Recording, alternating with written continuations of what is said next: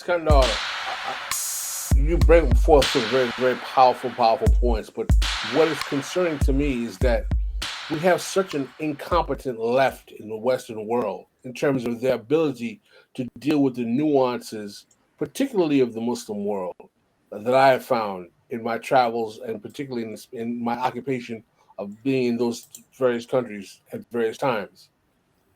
Can you explain, and I know you did this earlier, how it's important to make a distinction between supporting Western regime change in Iran or Western sanctions that will pauperize the Iranian people or other attempts to destabilize the country and simply saying this is not a state that is in the interest of the left to say is a project we need to hail as the ideal of liberation? Yeah, I think that's such an important point. And I think, I don't know, at least my view is that I think the key to it is that we just need to say very clearly the left should just not be particularly invested in allying with states. I mean, especially as like individual intellectuals on the left. I mean, it just seems to me absolutely like ridiculous. All you're doing is basically providing ideological rationalizations and justifications for what then is kind of state violence. I mean, so I think the key is, the left shouldn't really be preoccupied with defending this or that state. I mean, I guess you could make a case for Cuba, but definitely not a reactionary violent capitalist state, which is like openly now just shooting on 16-year-olds and 17-year-old kind of kids. I mean, and we can, and that sort of not aligning with states obviously holds for not having any delusions about kind of liberal humanitarianism or liberal intervention or military humanism or whatever you want to call it. Because Western powers, Western imperialist powers have zero interest in doing really anything to meaningfully kind of alleviate, the condition of the Iranian people. So I think, we just have to say if the left is going to be organized and is going to do things, then it has to be at the level of grassroots solidarity. I mean, there are literally people in Iran now calling for a general strike. I mean, and there are students not going to their university classes. There are university lecturers not teaching. There are people even the bazaar who are not opening up. There's lots of things like this actually going on. Not just that, actually. If we go further back, I mean, for the last several years, there's been absolutely like a groundswell, a ferment of retirees going on into protest, of workers, of the auto bus drivers in Iran union have been extremely, extremely vibrant, extremely active. The sugarcane refinery sort of complex in Haftepe in the south of Iran. One of their spokesmen is Ismail Bakhshi. I mean, honestly, one of the most eloquent, brilliant people that coming out of Iran that I've heard in a long, long time, talking about self-organization of workers, about controlling the means of production, about workers' rights, about, literally talking about socialized forms of production, which are for the good of the many and, for the common good. I mean, these are the people that the left should be looking to and ally to. And look, I do see sometimes that some people are like, they're very quick to slam and denounce, the Western left in very broad terms. I don't actually think that's particularly fair because the reality of it is that, a lot of people just aren't in the loop. They don't know.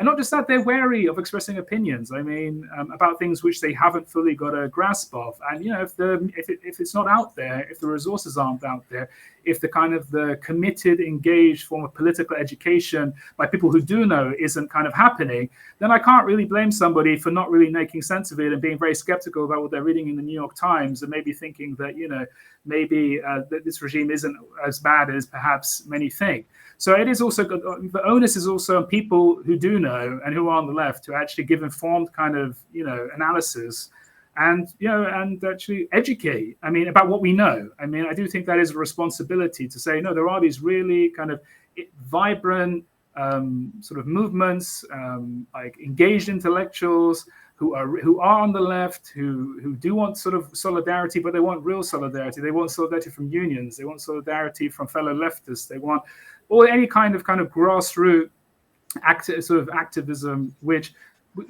one acknowledges their plight and their struggles, but also maybe we can learn from one another. I mean, Iranian leftists, I'm sure, can learn a lot from elsewhere, and actually, to be fair, I mean, the left is historically at least should have been and has been one of the most internationalist force. I mean, it is an internationalist force by definition. I mean, and when I look to the left, in the Iranian left that I know a lot about in the 70s, I mean, and the 60s and the 70s.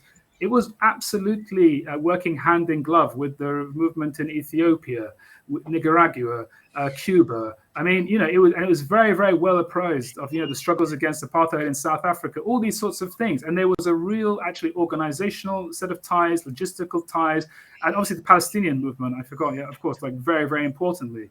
I mean, Iranian leftists were constantly going to Jordan and Lebanon to learn basically, how to engage in armed resistance. I mean, and these were real networks. I mean, Iranians went to fight in the Dhofar Revolution in Oman in the 70s against the British-backed and installed Sultan.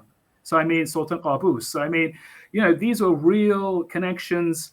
They were completely flew in the face of, what their states approved or liked, and and they were profoundly persecuted, but they pursued those connections and ties and forms of actually both how can I put it, like verbal and kind of real expressions of solidarity, but also like spreading the word of other people's struggles. I mean, even if we go to look for someone like Ali Shariati, who's not particularly that fashionable now today, amongst Iranians, but he was looking to Nyerere in Tanzania. He was looking to Nkrumah. He was looking to all of these kind of struggles actually across the global South, and learning from them and actually trying to introduce them to Iranian audiences. So I mean, on the Western left, likewise. I mean, they should be trying to look. I mean, I've got lots of problems with Zizek actually quite often, but I think, we should be humble. And I think many leftists are actually